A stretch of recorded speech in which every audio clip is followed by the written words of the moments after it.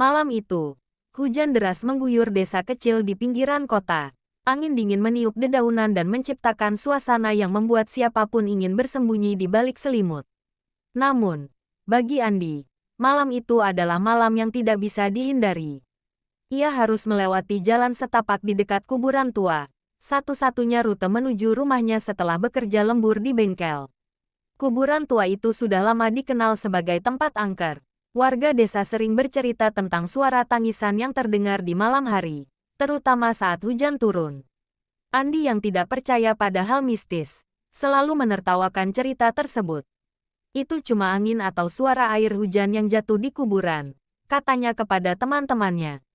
Saat Andi melangkah di jalan setapak yang basah, cahaya lampu senter kecil di tangannya menjadi satu-satunya penerang.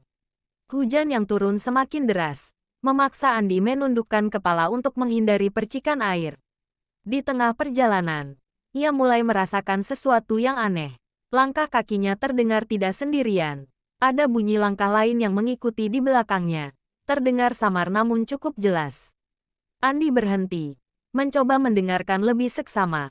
Suara langkah itu ikut berhenti. Ia menoleh ke belakang. Namun tidak ada apa-apa selain barisan nisan tua yang gelap dan kabur tertutup hujan.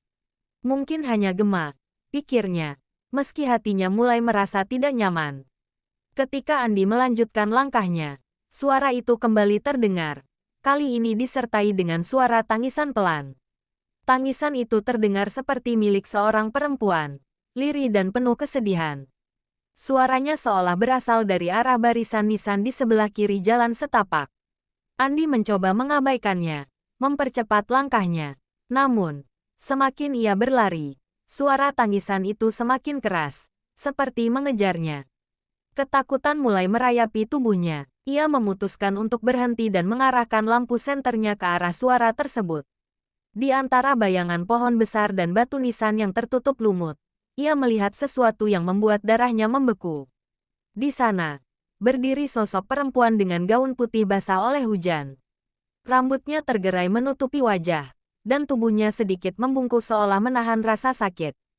Sosok itu perlahan-lahan mengangkat kepalanya. Andi tidak bisa melihat wajahnya dengan jelas, tetapi matanya yang kosong terlihat menatap langsung ke arahnya. Tangisan itu berubah menjadi jeritan keras yang menggema di tengah hujan. Andi terpaku di tempat, tubuhnya kaku oleh rasa takut yang luar biasa. Sosok itu mulai melangkah mendekat, dan setiap langkahnya meninggalkan jejak air yang membekas di tanah. Andi mencoba berteriak, tetapi suaranya seakan hilang. Dengan gemetar, ia menjatuhkan senter dan berlari sekuat tenaga meninggalkan tempat itu. Di belakangnya, ia masih bisa mendengar jeritan yang terus menggema, seolah mengejarnya hingga ia tiba di ujung jalan. Keesokan paginya, Andi menceritakan pengalamannya kepada warga desa. Seorang tetua desa mengangguk pelan dan berkata, "Kau bertemu dia. Perempuan itu adalah Ratna, seorang gadis yang kehilangan nyawanya di malam hujan beberapa tahun lalu. Ia terbunuh di dekat kuburan itu saat mencoba melarikan diri dari seseorang yang ingin mencelakainya. Hingga kini, ia masih menangis, mencari keadilan yang tak pernah ia dapatkan." Andi merasa merinding mendengar cerita itu. Sejak malam itu, ia tidak pernah lagi melewati jalan setapak di dekat kuburan tua, bahkan di siang hari. Pengalaman itu menjadi pengingat baginya bahwa ada hal-hal yang tidak bisa dijelaskan oleh logika. Hingga kini, kuburan tua itu masih berdiri, sunyi di siang hari, tetapi penuh misteri di malam hari.